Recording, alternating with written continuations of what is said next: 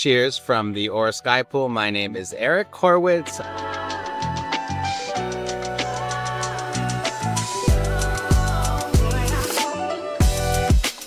I am a multimillionaire American living in Dubai, sharing my 7 tips I've learned, life-changing tips from the one and the only Tim Ferriss.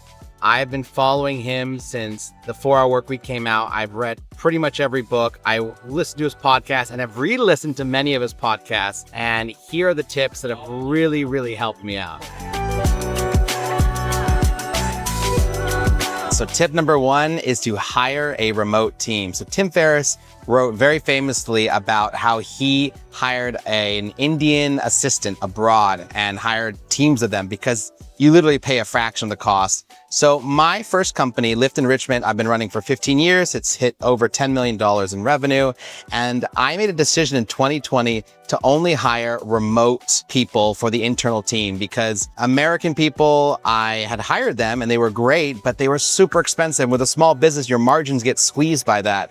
So I just said, hey, look, if the job can be done remotely, like sales, cold calls, marketing, hiring, recruiting, why not just try it? No, I'll just try it. And if it doesn't work, that's fine. So what happened was I hired a remote staff in 2021, 2022. I had a small team of me, my operations coordinator, Slava, my partnership coordinator, sales caller, Raj, and it was just us 3. And now it's a 30-person remote team and everyone's doing very, very well. So I can pay them literally 30 to 40% the cost and they're living their best life. In fact, Raj sent me a picture. He bought his 2nd house in the Philippines, working free, 2nd house. Has anybody in America ever said that? I haven't seen it. And again, I'm not trash on American staff. I love American staff, they're fantastic. But why not get that really good bang for your buck? It's a no-brainer.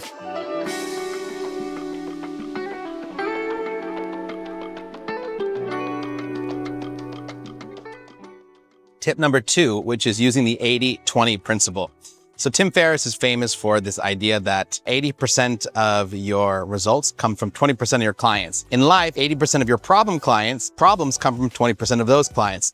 So find the top crust and the bottom crust, basically be able to, and just remove them. Why not? You don't want to deal with it. I looked at this and I noticed that I made a lot more of my business with Lift Enrichment, the education company which teaches cooking classes. It just did better when I worked with school districts versus schools or private schools or parent-paid programs.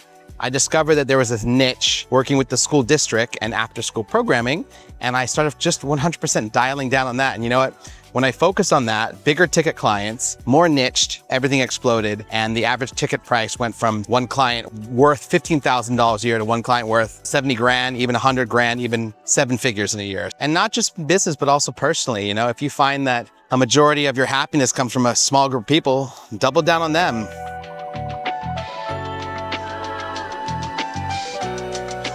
The third is the Pareto principle. This is the idea that time fills the space that you allow it. So if you give yourself 3 months to get a project done, it takes 3 months. If you give yourself 2 hours, you get it done in 2 hours. And I use that all the time. One of the core values of Lift Enrichment is to get it done. So I write a blog post every week and I focus on just making sure I give myself 1 afternoon to write, edit, and send it out to be posted. Because if I give myself 2 days, 3 days, it just takes more time. And honestly, the result isn't that much better. I started testing in different markets and honestly, it's better to just dial in and do little focus tests that are like 2 or 3 or 4 weeks rather than 2 or 3 or 4 months. You get results faster, you see where the winds are blowing. So I really recommend that if you're starting a business, like use that Tim Ferriss element of like small, bite-sized, focused attacks and just see where the results go. Tim Ferriss is also very big on what's called the mini retirement. I would not be here living in Dubai if it wasn't for mini retirement.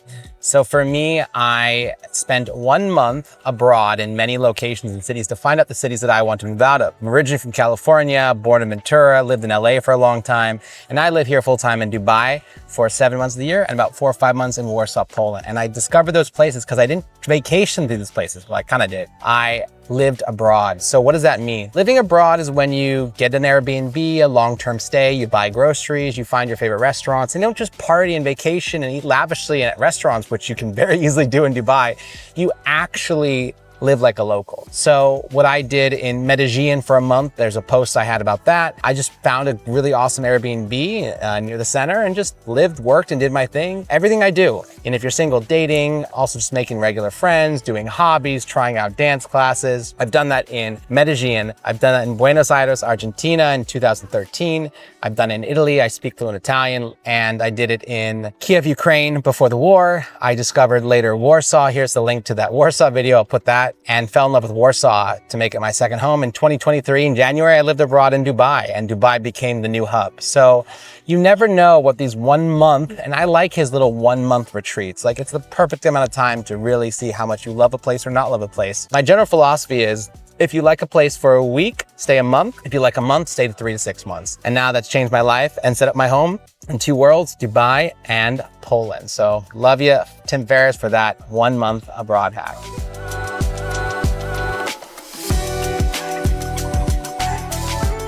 Tip number 5 is lifestyle design. So with lifestyle design, here's how it works. You basically take your perfect day, and you have a vision for it. And here's all about, where are you living? What are you doing? And working backwards. Are you living in the US? Are you living abroad? Have you tried out all these places? And I remember writing down the vision of my perfect day from start to finish. I did a weekend version and a weekday version, and tried to figure out which was the best fit for me. And it turns out I had a whole goal from the start of the day to the end. It started with exercise, healthy lifestyle, next to a wonderful, beautiful woman who's my girlfriend, and it just continued. So we would do stuff like, I don't know, after we exercise, eat a nice breakfast, maybe go shopping, go to the movies, hang out with friends, smoke a cigar, and work backwards. So guess what? I did that, and it turns out a couple years later, it actually happened, and I focused on that vision every single week. I looked at it every month. Every year I refined it, made it sharper and sharper. And now I'm honestly about 90+% there, because it really did happen. So go ahead and do that lifestyle design exercise. Don't wait until you're retired to enjoy life. Enjoy it now on your terms. So tip number 6 is to have that low information diet. I am a master of this. I rarely watch the news. Tim Ferriss talks about how it can be toxic, it can be draining. I mean, it's 2025, everything's politics, Trump, Kamala, blah, blah, blah, left and right. Guess what? Here in Dubai, no one talks about it, no one cares. I never bring it up. My friends almost never bring it up. I don't need to know all the terrible things happening in the world. Right now, my routine is I don't really know what's happening in the world, and I'm very happy for it. Life's too short to be stressed out. And also, life is hard enough. If you started a business or started a relationship or just tried to make new friends or learn new skill, like, there's gonna be challenges along the way. Why? I mean, life's amazing too.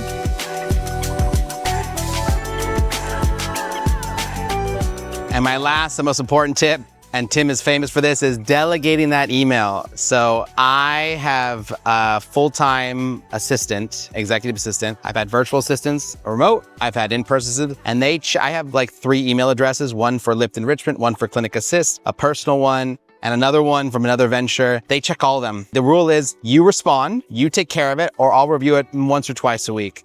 Now, if it's a sales-related email, you send that to the top of the inbox. But guess what? It's scary at first. It's very scary to delegate your email to another person. And I do safe things. I make sure there's OTPs. I make sure there's other elements to protect me as needed. But you know what? Honestly, I trust my staff, and we're good to go. And guess what? Now my email box, all those spam things that come up, all those newsletters or stuff that you just don't want to be a part of, they don't exist. Thank God. So honestly, delegate that email, check your inbox rarely, and let your staff take care of it. Anything that bubbles up, if it's important, they know how to get to you. They can WhatsApp you, they can call you, but most of the time it's not important, so don't worry about it. So those are my 7 life-changing tips I learned from Tim Ferriss, and he still continues to inspire me. He still has an amazing podcast, and I hope that you got some value from this. Peace out from Dubai.